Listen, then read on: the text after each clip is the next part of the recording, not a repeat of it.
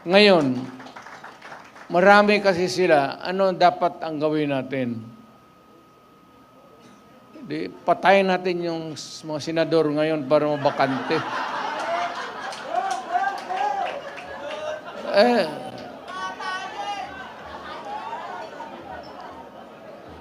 Kung makapatay tayo ng mga 15 na senador, pasok na tayo lahat.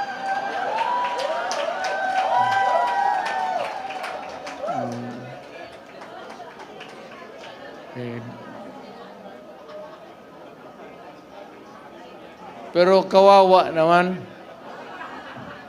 Pero nakakainis kasi yung, hindi naman lahat. Pero, sabi nga, talking of opportunities, the only way to do it is to